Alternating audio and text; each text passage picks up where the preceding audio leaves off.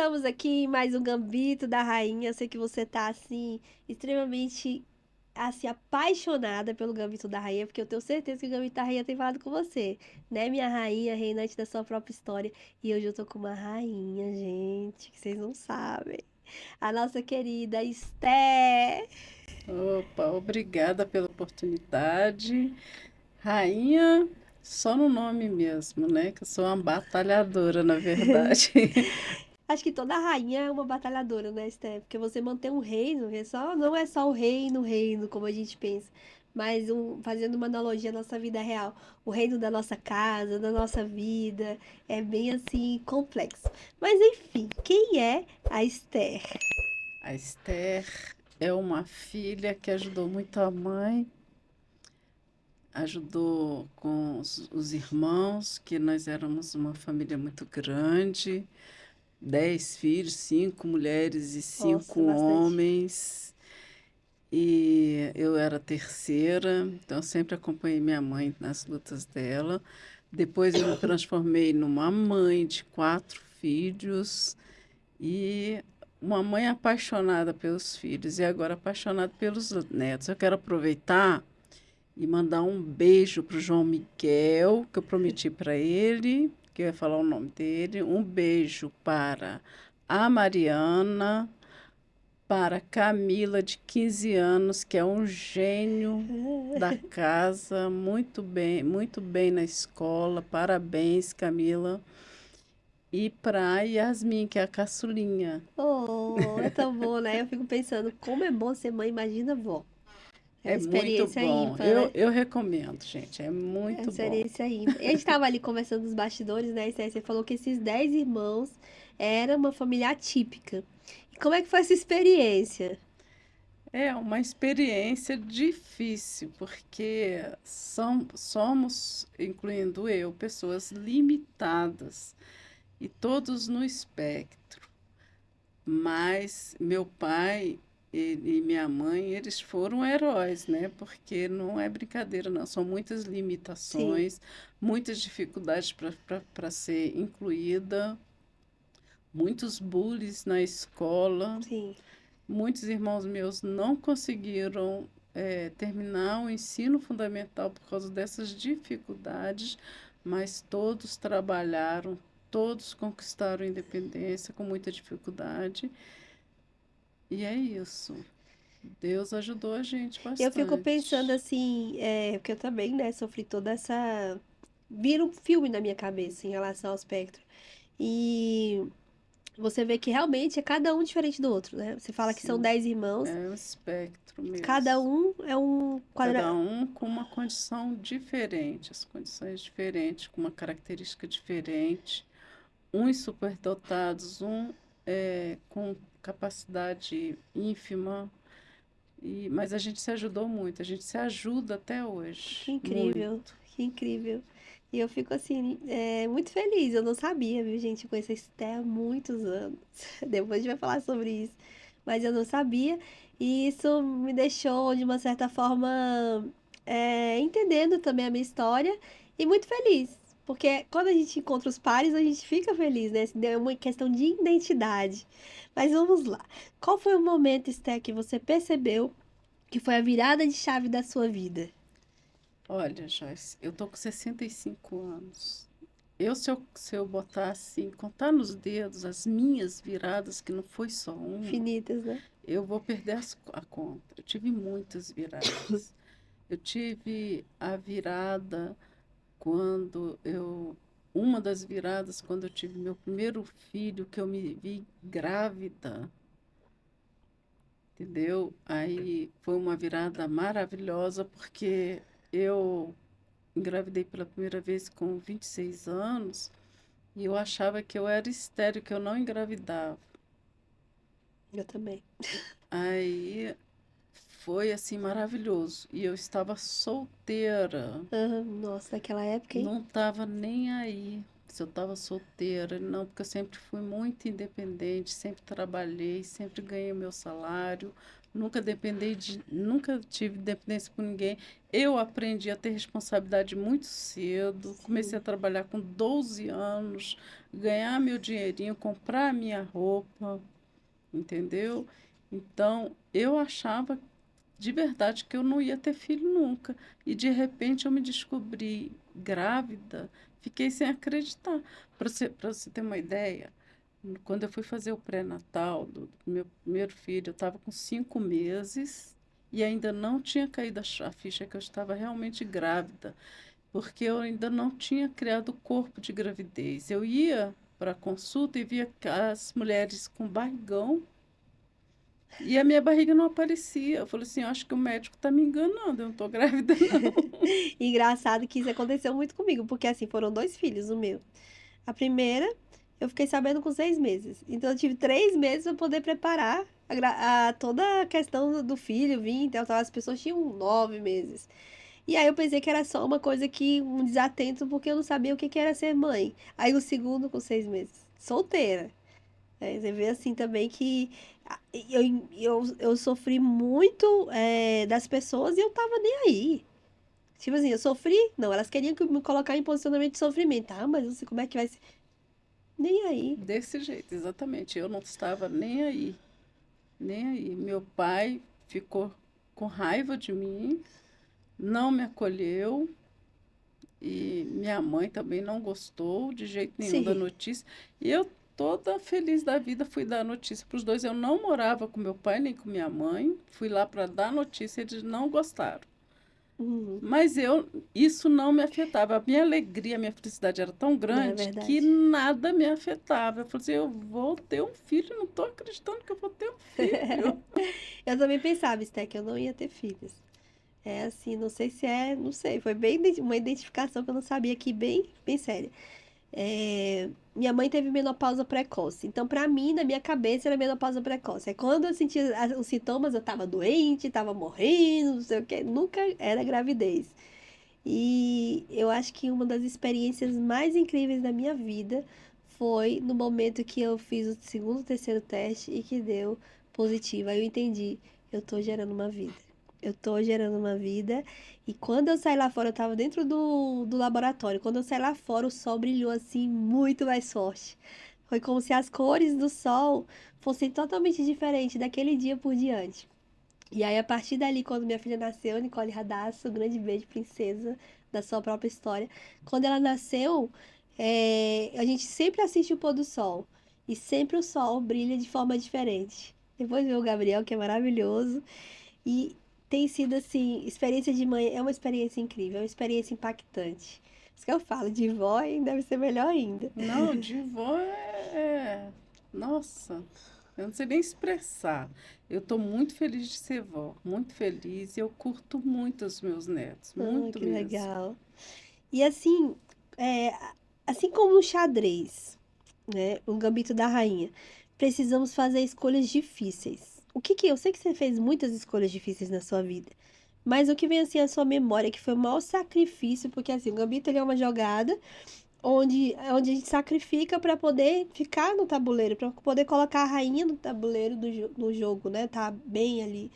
E o que que você teve assim que te remete, que foi o seu grande sacrifício que te impulsionou para poder ser essa rainha incrível que tá aqui na minha frente hoje. Eu tenho que falar, antes de te responder essa pergunta, eu tenho Aham. que te falar que esse nome, Gambito da Rainha, eu sou apaixonada por xadrez. Eu jogo xadrez. Uhum. Eu gosto de xadrez. E eu assisti o filme Gambito da Rainha e fiquei encantada com o Sim. filme. Falei assim, gente, mas que nome maravilhoso para o canal. Muito parabéns de ter Ah, escolhido esse obrigada. nome. Tudo a ver. É, Você falou sobre que eu chamo de encruzilhada, momentos de escolha. Sim. Também eu tive vários episódios da minha vida que eu me via numa encruzilhada, principalmente em relação à criação dos meus filhos. Eu lembro que eu comecei a frequentar a Igreja Batista Central lá de Sobradinho, aquela que você frequentava também. E a gente tinha umas células, tinha a Uhum. líder da célula, e meus filhos estavam adolescentes, me dando aquele trabalho que todo adolescente dá, né? A Gláucia, essa líder da célula, ela foi lá em casa e falou assim: ah, você tem que se impor. Porque ela começou a namorar e tal. Você tem que impor, quem manda na sua casa é você que coloca as coisas em casa. E a minha resposta foi direta: falei assim, a única imposição que eu ponho, fiquei até emocionada, a única imposição que eu ponho para os meus filhos é amor. Oh, que linda! Assim, se eu não puder dar amor, eu não posso dar nada. Desculpa. Não, que é isso? Que maravilha! Eu fico pensando, né, Esté, como que o estrago que essas pessoas que não é uma liderança, eles querem impor tanto dentro das igrejas como na casa das pessoas. Então eu sofri muito isso. Realmente era um ambiente, e eu vejo que ainda esses ambientes são ambientes de que não que se fala muito de amor, que se fala muito de Cristo, que a história de Cristo realmente nos impacta até hoje, mas é um Cristo diferente, é um Cristo opressor, é um Deus que machuca as pessoas. E a partir do momento que eu entendi, sair dessa caixa, sabe? Dessa pressão de liderança, de que tem que cumprir, que tem que fazer, que tem que acontecer. Eu respirei. Eu não sou contra as igrejas, mas contra as ações que essas pessoas fazem, transmutada, falando, ai, não, não toque no líder, ele vai se ver com Deus. Não, ele vai se ver com o que ele faz aqui na terra, né? Então, isso daí tem palavras que eles usam, assim, palavras chaves ali, que que realmente eles aprisionam a gente.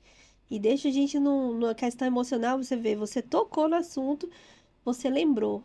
E a força da palavra que essas lideranças têm, porque a gente procura a igreja, a gente procura esses lugares, porque nós estamos feridos, nós estamos precisando. E é até bom dar esse recado aqui, bem dado, que as pessoas, elas crescem e elas entendem quando é opressão, quando é extorsão, né? E muitas pessoas das igrejas não são assim.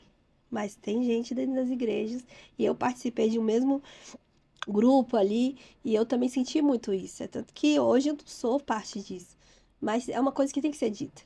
Tem, tome cuidado com as suas palavras e com as pessoas que estão ali naquele lugar.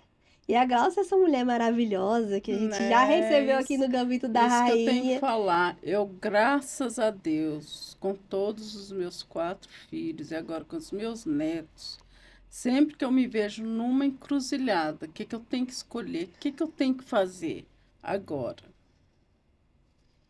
Eu sempre escolho o caminho do amor. Eu Isso é amo muito essa forte. criatura e é com amor que eu vou conduzir essa dificuldade agora. E deu certo. Deu certo, porque São incríveis. meus filhos são incríveis. Eles me ensinaram muito, porque não é a mãe que ensina o filho só, não. O filho ensina a É mãe. É um verdade. aprendizado contínuo dos dois e eu continuo aprendendo muito com eles. É verdade. É muito Então, forte isso. essa posição de dizer que mãe é que manda, pai é que manda, que tem que fazer do jeito que a gente não sabe de tudo. A gente pode viver 100 anos, 200 anos, que a gente nunca vai saber de tudo. Vai estar em E a constante gente aprendizado, né? coloca os filhos no mundo, eles vão para o mundo, aprende coisa e traz para você e você aprende com eles. É uma expansão, né? O tempo inteiro você É, expande, você tem que volta, estar de expande. coração aberto sempre. Mães, abrem o coração para os seus filhos. Eles, às vezes, na maioria das vezes, eles sabem mais do que a gente. E eu aprendi muito com os meus filhos. Eu continuo aprendendo, eu admiro demais todos eles. É, são incríveis. Todos eles são incríveis, sem exceção. O meu mais velho está dando um show de virada, de Incrível. superação, que eu nunca imaginei que ele fosse capaz. Eu admiro muito ele, o meu mais velho, o Gleidson, o Pablo, a Gláucia, a Cíntia e os meus netos indo pelo mesmo caminho. O segredo único segredo é amor. Ai, que Não é lindo. imposição, entendeu? Não é Uhum, querer mostrar que você sabe mais. Ah, porque eu sou mais velha, você tem que. Não é por aí. verdade. Em relação à igreja, eu quero deixar claro uma coisa aqui.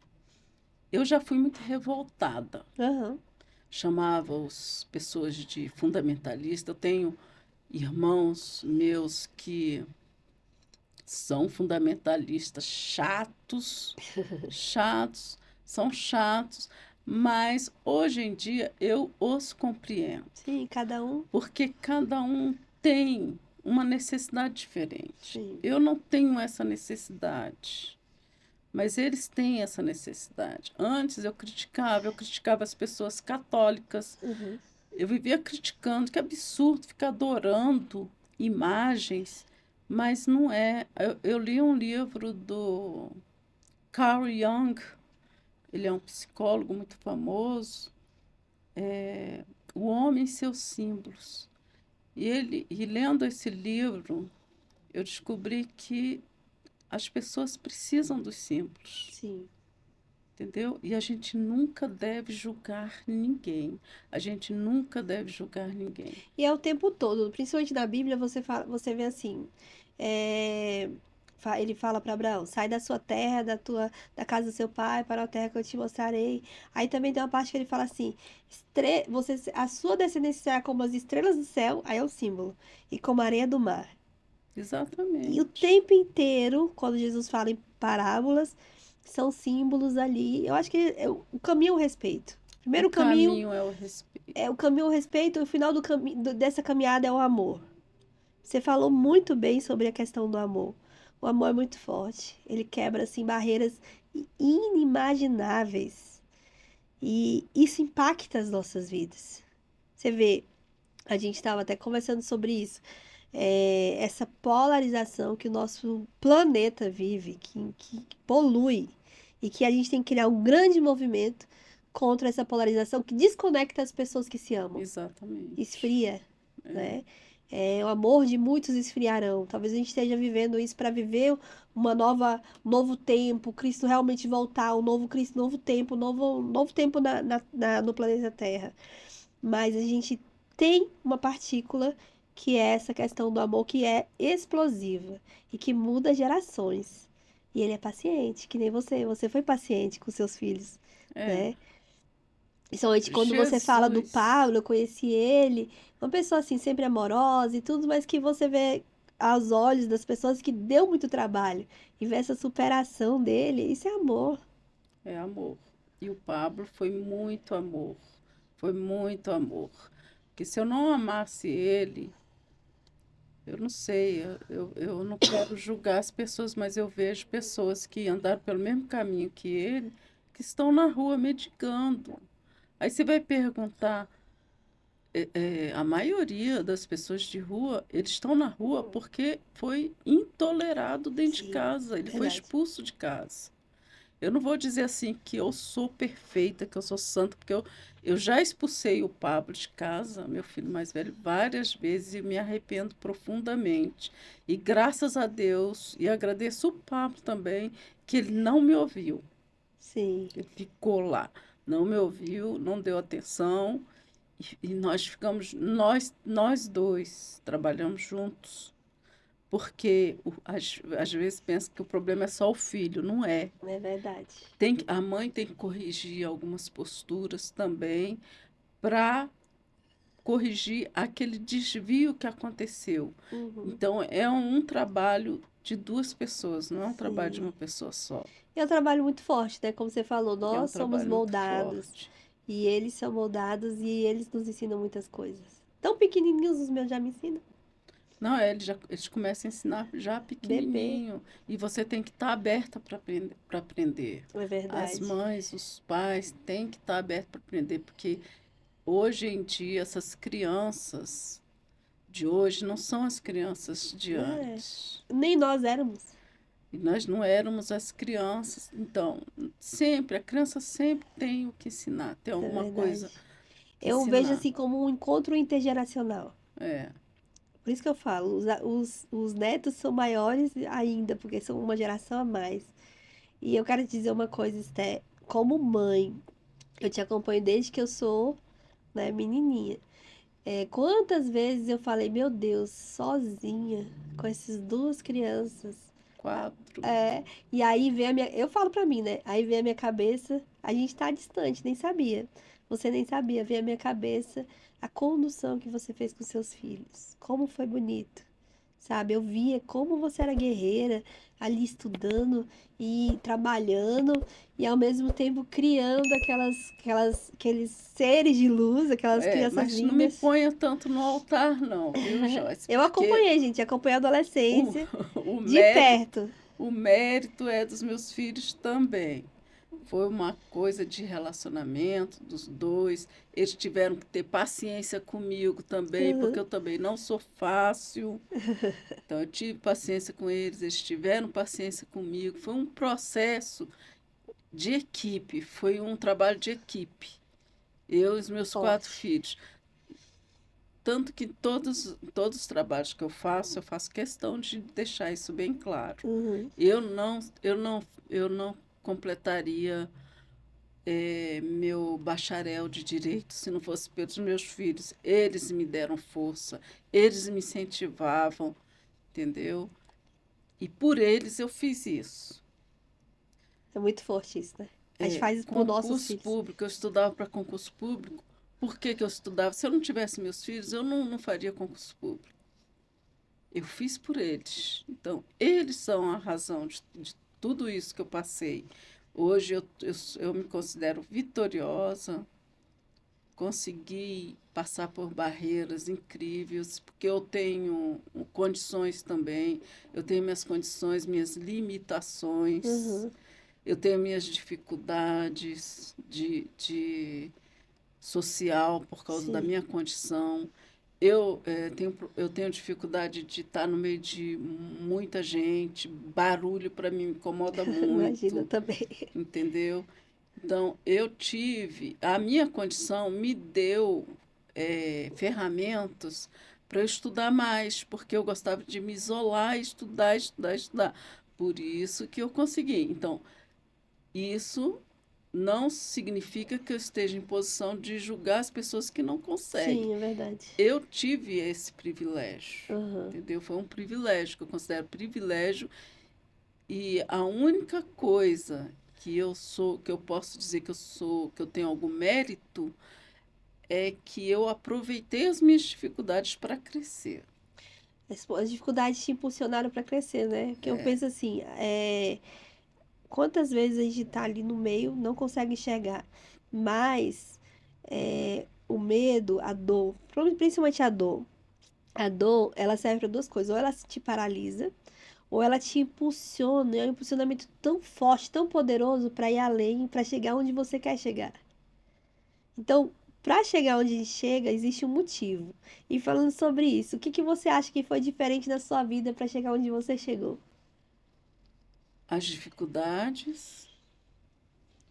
Eu vou falar uma coisa aqui que eu acho que vai impactar um pouquinho.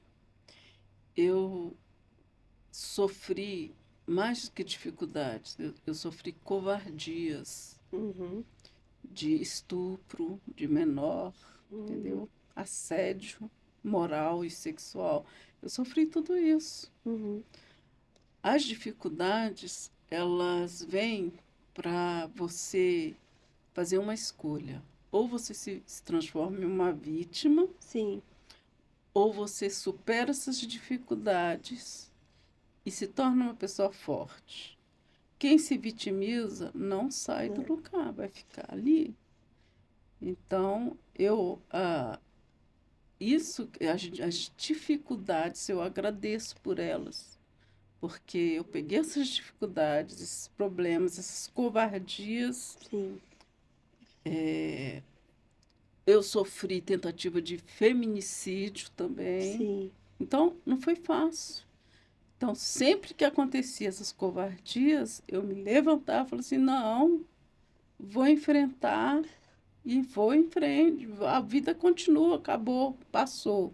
A vida continua. Eu tô toda arrepiada, viu, gente? Porque vê o filme na nossa cabeça. E a gente vê como as mulheres elas são tolhidas e veladas de falar o que elas sentem, né? Enquanto você se cala, você morre. Enquanto você se cala, essa dor que está dentro de você, ela te destrói.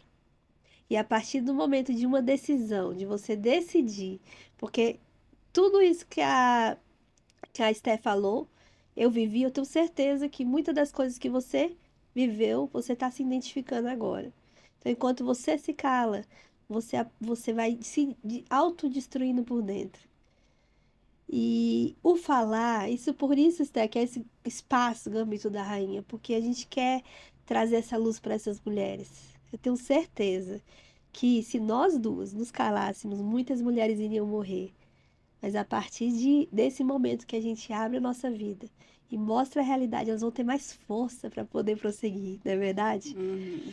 E como você consegue assim, Esther? Vamos lá, conciliar, dá uma dica para todas nós. Conciliar essa vida profissional e essa vida pessoal no seu dia a dia. Como é que você fez essa construção? Porque, gente, o currículo dela é infinito. A Esther, fala aí um pouco do seu currículo primeiro, que a gente nem falou na introdução. Bom, eu comecei a minha carreira no Ministério da Saúde. Não, mentira. Se você pegar minha carteira de trabalho, vou começar por aí.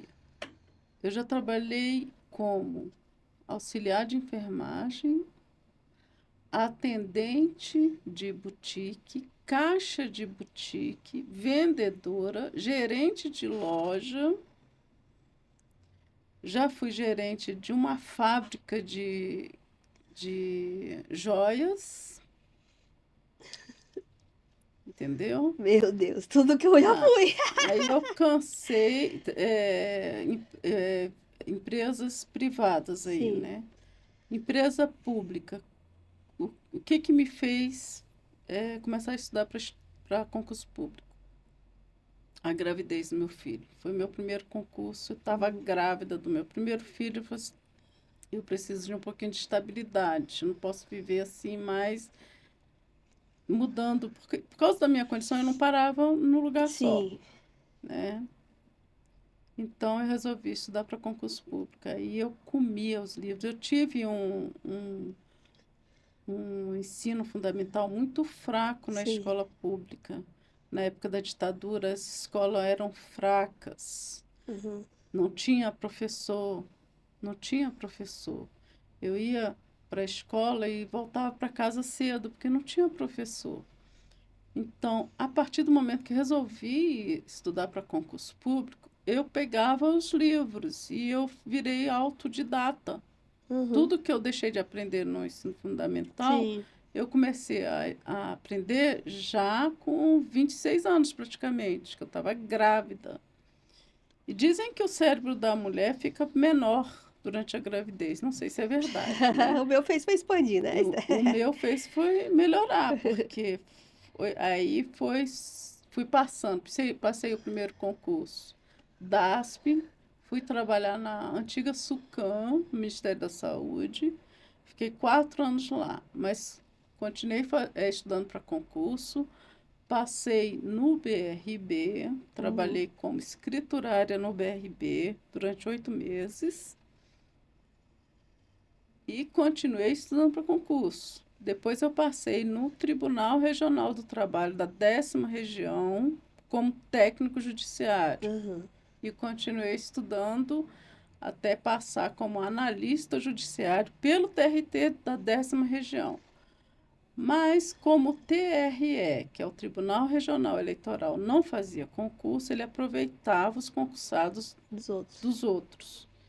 E eu escolhi ir para o Tribunal Regional Eleitoral.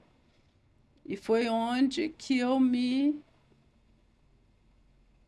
acomodei mais. Que aí eu fui Sim. chefe de cartório eleitoral, gostei muito, passei 15 anos como chefe, 10 ou 15 anos, não lembro, como chefe de cartório eleitoral. Foi muito bom, muito divertido. Eu participava de todas as eleições, Legal. gostava muito. terminava as eleições, perguntava, e aí, Esté, você está cansada? Como é que foi? Eu falei assim, cansada? Eu nunca me diverti tanto. Ao contrário de todo mundo, né? Essa é a minha carreira. Aí aproveitei todas as oportunidades de curso que os tribunais Uhum, oferecem para a gente. Fiz muitos cursos variados. Todo curso que você imaginar que tem, que exista, eu fiz. Curso de aperfeiçoamento. E aproveitei para fazer minha pós-graduação em Direito Constitucional Eleitoral. tá vendo, gente? Direito Constitucional Eleitoral na UNB. Tá vendo? Então, eu sou especialista em Direito Constitucional Eleitoral. Fiz muitos trabalhos jurídicos. Se vocês entrarem no Recanto das Letras e colocar o meu nome, Esther Farias de Oliveira, vocês vão ter contato com meus trabalhos jurídicos, poesia ali, outros livros virtuais também. E agora, com 65 anos, eu descobri essa maravilha que é na UNB dos 60 a mais, né, que estão entrando agora. Estou no segundo semestre de ciência política. Não sei por que eu escolhi ciência política, né? Mas TRE. estou me divertindo muito porque eu não consigo ficar sem ler, sem estudar alguma coisa. E eu estou amando fazer esse curso lá no UNB. Gente, você pode falar? Aí fala, não me bota como santa. Mas não tem como, gente. É um exemplo pra mim, porque assim, imagina, todas as limitações, porque como eu tô dentro do espectro autista, eu sei que a gente tem muita dificuldade, ainda mais em grupo, porque a sala é em grupo, né? E aí eu vejo que eu consigo também estudar mais só do que em grupo. Tenho dificuldade de trabalhar em equipe. Depois eu aprendi, né? Com a vida a gente aprende. Mas ver isso, ver essas conquistas, você pode ter certeza que não só comigo, mas mexe com muita gente. Com muita gente. E aí, como é que você faz para conciliar essa vida? Como é que você fez assim? Qual que é o segredo? É uma É, organização ou não? Foi acontecendo? eu tenho, sou hiperativa, né? Sim. Eu sou hiperativa. Eu cozinho, eu lavo roupa, eu lavo carro, entendeu? Eu faço tudo isso, eu não paro quieta, Uhum. entendeu? Eu sou hiperativa, de verdade. Eu estudo, eu acordo 5 horas da manhã, Ó, muita durmo. energia. Então já acordo lendo, já acordo, faço café da manhã para o Pablo sair cedo também de casa.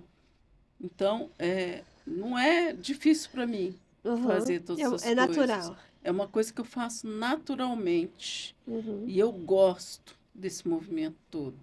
Uhum. Então, aquilo. É a minha personalidade, é a minha condição, Uhum. entendeu? É o meu jeito de ser. E eu respeito totalmente quem tem um jeito diferente que eu tenho. Eu não acho que todo mundo tem que ser igual a mim, entendeu? Uhum. Eu só acho que as pessoas, a única coisa que eu critico e que eu procuro ajudar as pessoas, dar dica, é que façam das suas dificuldades uma oportunidade. Verdade. Não façam das dificuldades um motivo para se vitimizar. Verdade. É essa a dica que eu dou para as pessoas. Porque foram essas escolhas que eu fiz. Eu podia ser a maior vítima do mundo. Sim.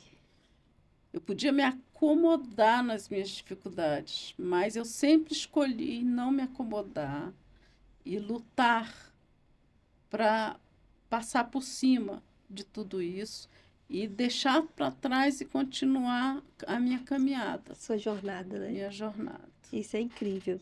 E aí me conta assim. Agora vamos falar sobre inspiração. Quem que é a pessoa, ou pode ser três, lá vem, né? Três, já que você tem quatro filhos, pode falar um como quatro. Que te inspira, que você olha assim, uau, Jesus Cristo. Só. Jesus Cristo, é extraordinário mesmo. Eu também fico muito impactada. mas não tem dificuldade. A história de Jesus é aquela mesmo que está na Bíblia, entendeu? Só de você saber da história de Jesus, Larga a mão das interpretações. Aham. Veja as ações dele. Jesus Cristo não escreveu uma letra, ele simplesmente agiu, Viveu. viveu aquilo. Sempre que eu vou tomar uma decisão, eu penso, se fosse Jesus Cristo, como ele faria isso? Forte. Essa é a minha dica. Essa é a minha dica.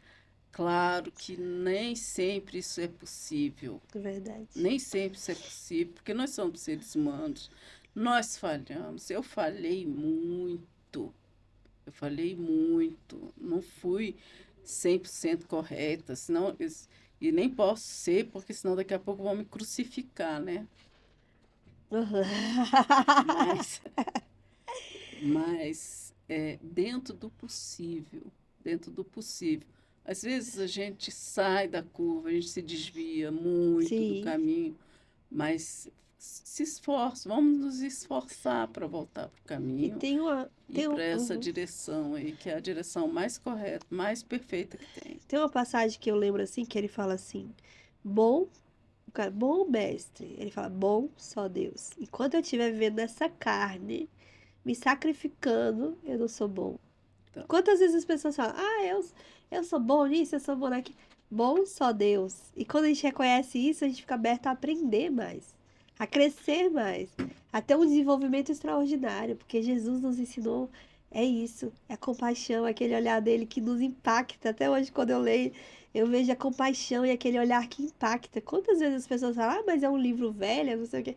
É tão real, é tão vivo, né? Aquelas parábolas, a forma que o ser humano tem que viver, a luta contra a hipocrisia, luta contra a religiosidade, a entrega. Que é isso? Então eu fico então, muito impactada. Então essa palavra ela é muito forte. Quando eu falo assim, quando eu começo a ver, eu sou. Não, eu não sou. Eu preciso aprender mais. Cada dia eu aprendo um pouquinho. É como se fosse uma coxa de retalhos, né? Você vai colocando ali os retalhinhos. E a vida é isso.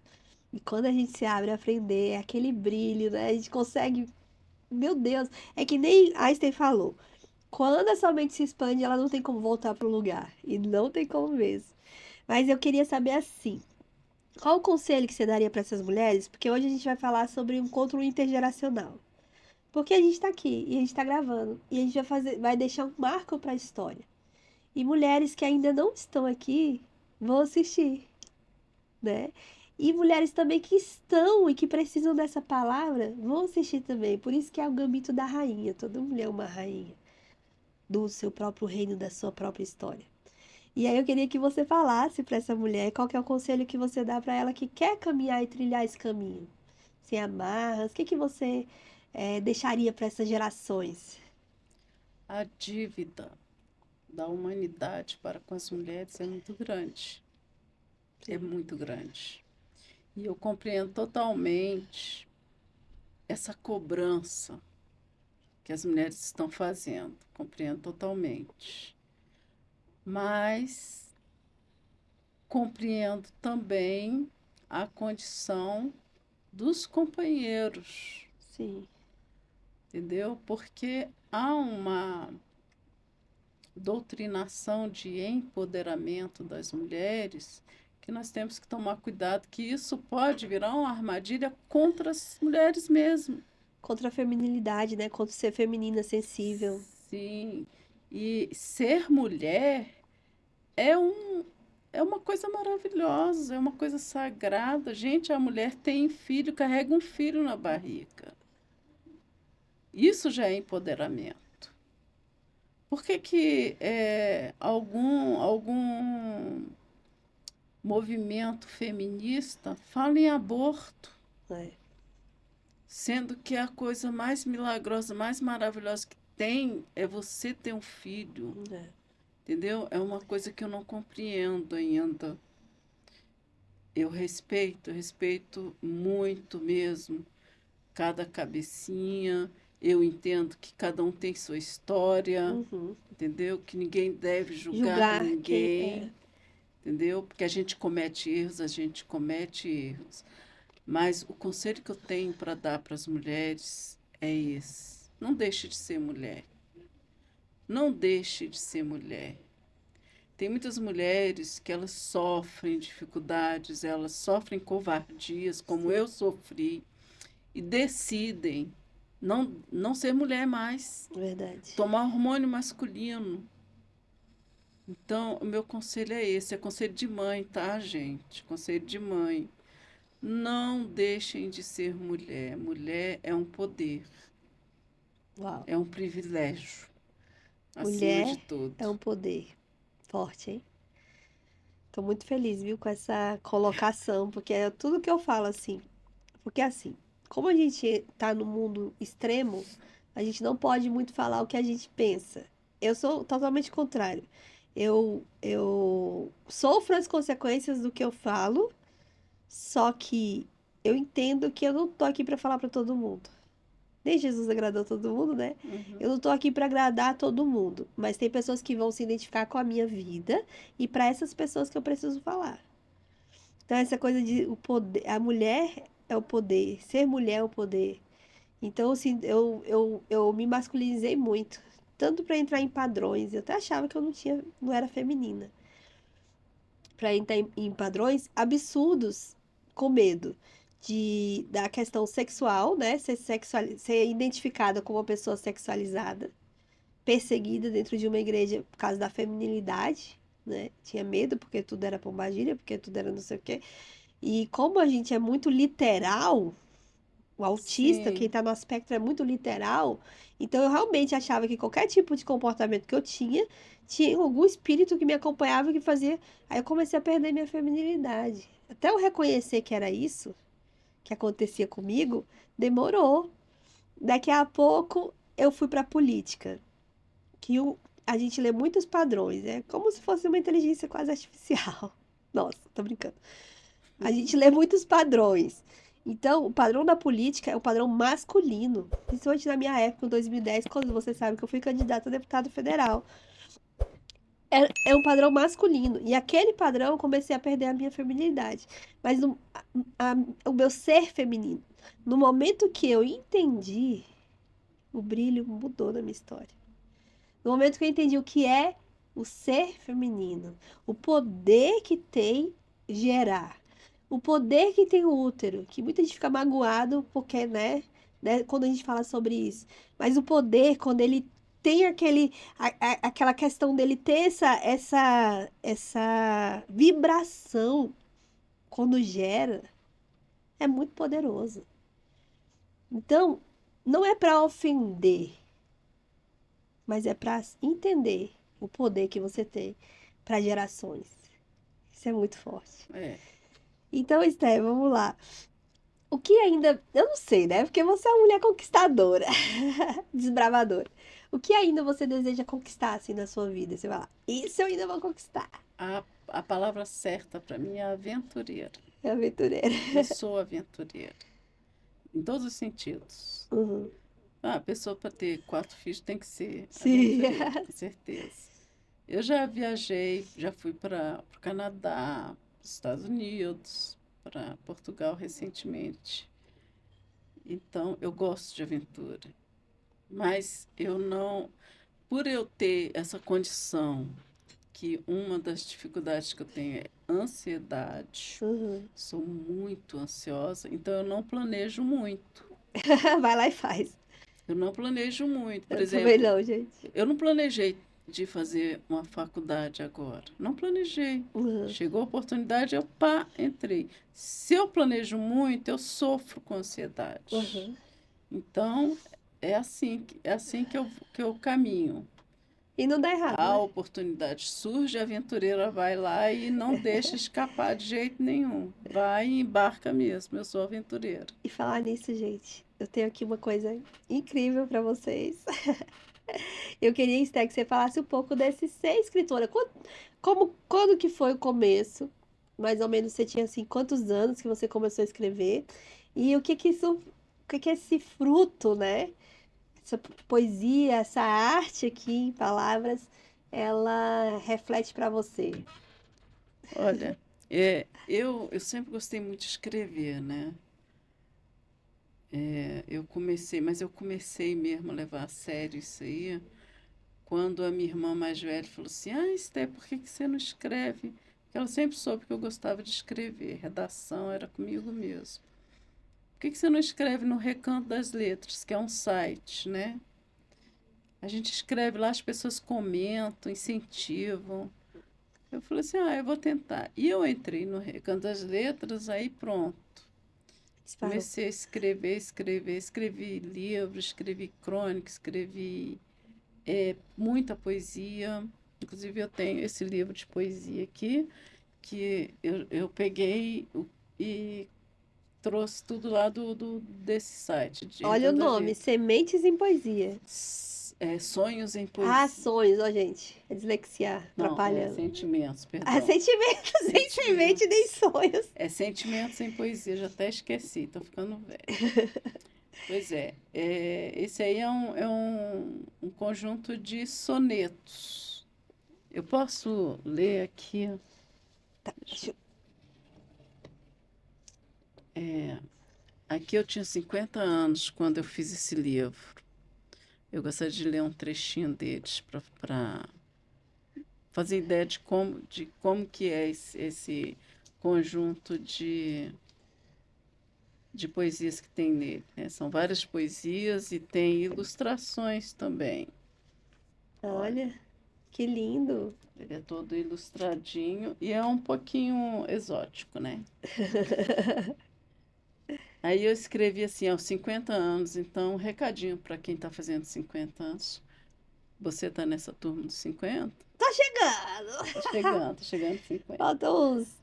Deixa eu ver. Nesses 50 anos de vida, eis dimensões e tridimensões, cenas em diversos ângulos, seres, identidades e imitações. Nesses 50 anos de vida, acompanhei alicerces sendo construídos, alguns em areias, outros em rocha, firmes, tortos e muitos até caídos. Nesses 50 anos de vida, amei com verdadeira emoção, mantive acesa a grande tocha, também amarguei traição. Nossa, forte. Nesses 50 anos de vida, aprendi muito, mas também desaprendi. As verdades absolutas relativizadas. A quem falei de amor, não menti.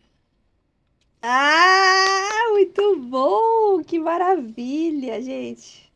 Vocês têm que ler. Esse aqui é meu, tá? Né, Zé? É. Esse aqui é meu.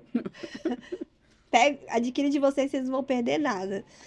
E aí, Esté, chega ao fim. Ah, tão bom que tem que vir pro 2 e pro Que 3. pena, tava gostando. Chega ao fim o nosso Gambito da Rainha, com essa rainha poderosa, maravilhosa.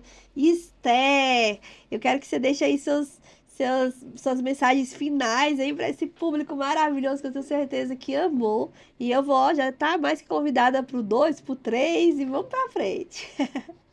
O recado que eu tenho aos 65 anos, que viver é bom, é uma aventura maravilhosa. Não percam a oportunidade de vida que vocês têm. E mulheres, não deixem de ser mulheres. Ser mulher é muito bom, principalmente quando a gente vence e todas nós temos potencial para vencer. Pode. Ah, eu amei, Esté. Obrigada muito por estar aqui, por atender o nosso convite do Gambito da Rainha. Aqui é um lugar de voz. Você é super bem-vinda, que a sua voz ecoe para a eternidade e que tudo que você deseja na sua vida se realize. E não só isso, tudo que você deseja transbordar em livros, em palavras, pode ter certeza que tem alcançado os nossos corações.